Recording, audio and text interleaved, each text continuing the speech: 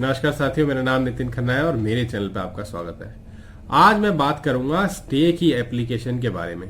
देखिए, जब आप एक सिविल सूट फाइल करते होगे, बहुत बार ऐसा होता होगा कि आप स्टे की एप्लीकेशन भी साथ ही एक फाइल कर देते होगे कि जब तक आपका मुकदमा चले ये स्टे की एप्लीकेशन मेरी शुरू में ही डिसाइड हो जाए और जो चीज मैं प्रेयर अपनी मांग रहा हूं कोर्ट से वो इनिशियली मेरे को जब तक मेरा मुकदमा चले वो मेरे को प्रेयर ग्रांट हो जाए, मेरे को वो रिलीफ मिल जाए।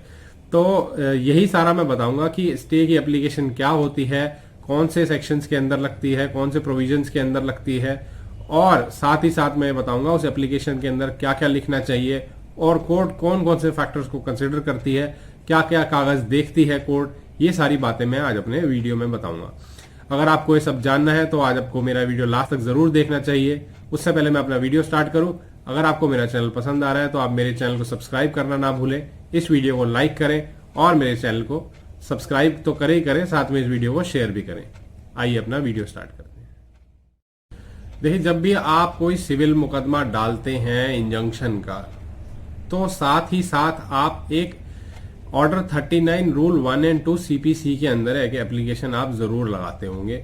वो आप एप्लीकेशन जो लगाते हैं उसको टेम्परेरी इंजंक्शन की एप्लीकेशन भी कहते हैं, और अगर उसे बिल्कुल आसान भाषा में समझा जाए तो उसे स्टे की एप्लीकेशन भी कहा जाता है। अब वो आप किन परिस्थितियों में लगाते हैं? सपोजिंगली अगर आपके मकान पे कोई कब्जा कर रहा है, कब्जा करने की कोशिश कर रहा है, तो आप स्टे की एप्लीकेशन लगा देते हैं। अगर आपको कोई मकान से जबरदस्ती निकाल रहा है आपके, तो भी आप स्टे की एप्लीकेशन लगा देते हैं। यदि कोई पड़ोसी आपके अपनी कंस्ट्रक्शन कर रहा हो जिससे आपके मकान को डैमेज हो रहा हो, या वो बिना बायलॉज के परमिशन के या बिना नक्शे के कर रहा हो, या कुछ ऐसा काम कर रहा हो जिससे आपकी धूप रुक रही है, आपका रास्ता रुक रहा है, तो आप एक स्टे की एप्लीकेशन भी जरूर लगाते होंगे। वो एप्लीकेशन लगती है ऑर्डर 39 रूल 1 एंड 2 CPC के अंदर। आइए आपको पहले प्रोविजन दिखाता हूं मैं, वो प्रोविजन है क्या। आइए आप पहले प्रोविजन देखिए। 39 Temporary injunctions and interlocutory orders. Cases in which temporary injunction may be granted, where in any suit it is proved by affidavit or otherwise that any property in dispute in a suit is in danger of being wasted, damaged, or alienated by any party to the suit, or wrongfully sold in execution of a decree, or that the defendant threatens or intends to remove or dispose of his property with a view to defrauding his creditors, that defendant threatens to dispossess the plaintiff or otherwise cause injury to the plaintiff in relation to any property in dispute in the suit, the court may order grant a temporary injunction to restrain such act. बाकी भी आप देख सकते हैं। तो ये तो हो गया प्रोविजन। इसी प्रोविजन के अंदर ही एप्लीकेशन लगती है। अब जब आप एप्लीकेशन लगाते हैं तो कोर्ट 3 चीजें जरूर कंसिडर करती है। तो आपकी एप्लीकेशन में 3 चीजें जरूर लिखी होनी चाहिए आपके पैराग्राफ के अंदर।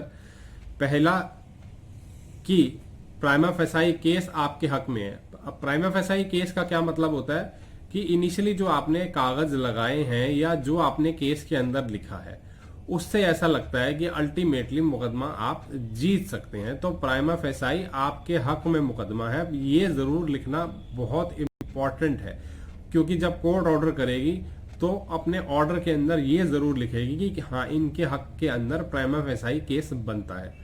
दूसरी चीज जो कोर्ट देखती है वो ये देखती है बैलेंस ऑफ कन्वीनियंस। तो ये चीज भी आप अपनी एप्लीकेशन के अंदर जरूर लिखें कि बैलेंस ऑफ कन्वीनियंस भी आपके हक में है। बैलेंस ऑफ कन्वीनियंस का क्या मतलब होता है कि एक पार्टी का किसका, अगर 2 पार्टीज का देखा जाए, सपोजिंगली ए मकान बना रहा है और बी उसको रोकना चाह रहा है, तो बैलेंस ऑफ कन्वीनियंस किसके हक में? अगर बी का मकान, वो बी की एप्लीकेशन अलाउ नहीं करी जाए और ए का मकान पे स्टे नहीं दिया जाए, उसको बनाने से ना रोका जाए, तो बी का बहुत ज्यादा नुकसान हो जाएगा। तो उसे बैलेंस ऑफ कन्वीनियंस कहते हैं कि ज्यादा नुकसान किसका हो सकता है। अगर बी का ज्यादा नुकसान होगा तो कोर्ट आपको स्टे ग्रांट कर देगी। अगर ए का ज्यादा नुकसान होगा और बी का कोई खास ज्यादा नुकसान नहीं होगा, कोई उसको फर्क नहीं पड़ेगा, तो आपकी एप्लीकेशन डिसमिस हो जाएगी। तो कोर्ट को आपने ये जरूर दिखाना होता है कि बैलेंस ऑफ कन्वीनियंस भी आपके फेवर में ही है। तीसरी चीज जो आपको अपनी एप्लीकेशन के अंदर लिखनी चाहिए वो ये लिखनी चाहिए कि इररिपेरेबल लॉस एंड इंजरी किसका होगा।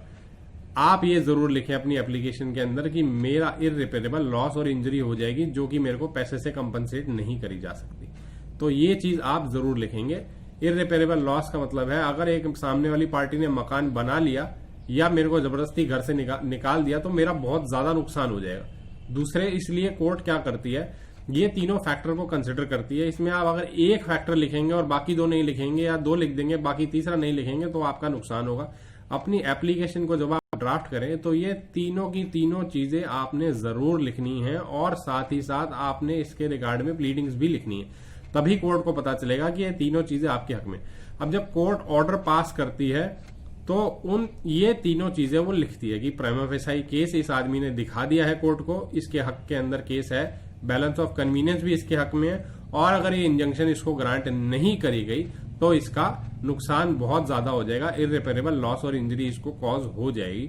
तो ये तीनों चीजें कोर्ट जो है जरूर देखती है और जरूर अपने ऑर्डर के अंदर लिखती है।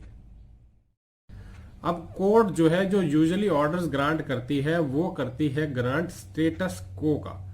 जब ऑर्डर करेगी तो ज्यादातर केसेस के अंदर स्टेटस को का ही ऑर्डर होता है। हालांकि ये केस टू केस डिपेंड करता है कि क्या ऑर्डर होगा, लेकिन ज्यादातर कुछ स्टेटस को का ही ऑर्डर करती है।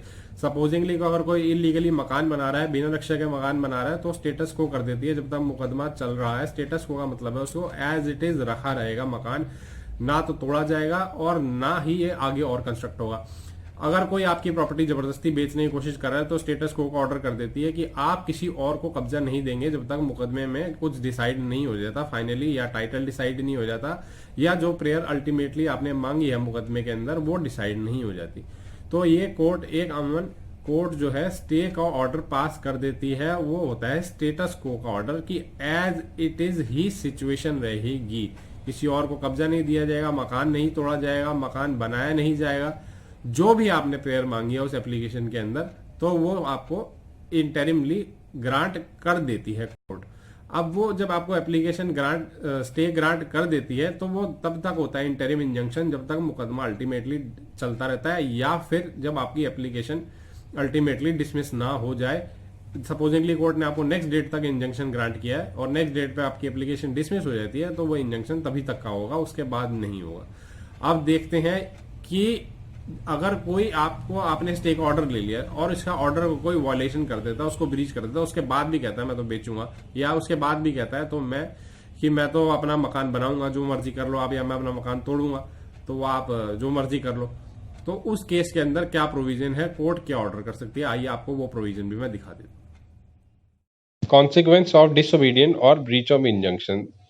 In the case of disobedience of any injunction granted or order made under Rule 1 or Rule 2 or breach any terms on which the injunction was granted or the order made, the court granting injunction making the order on any court to which the suit or proceedings is transferred may order the property of the person guilty of such disobedience or breach to be attached, and may also order such person to be detained in civil imprisonment for a term not exceeding 3 months unless in the meantime the court directs his release।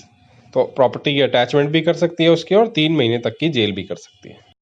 तो ये था वो provision. अगर कोई court के order की अवमानना करता है तो कोर्ट उनको जेल तक करा सकती है, जेल तक का इसमें प्रोविजन है। और आप इसके बाद ये जरूर ध्यान रखें, जब भी आप अपनी एप्लीकेशन ड्राफ्ट करें और कोर्ट के अंदर फाइल करें तो जितने प्रूफ आपके पास हैं सारे के सारे जरूर लगा दें। कोई भी प्रूफ आप घर पे ना रखें, रह ना जाए, कोई भी प्रूफ जो है छूटना नहीं चाहिए। अगर कोई प्रॉपर्टी इलीगली कंस्ट्रक्ट कर रहा है तो उसकी फोटोग्राफ्स लगाएं, अगर आपका मकान डैमेज हो रहा है तो उसकी फोटोग्राफ जरूर लगाएं।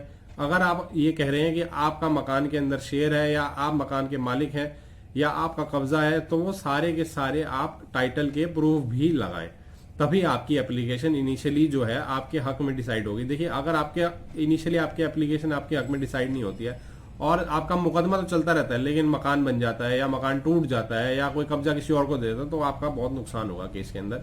तो 39(1)(2) एप्लीकेशन को बड़ी सीरियसली लीजिए।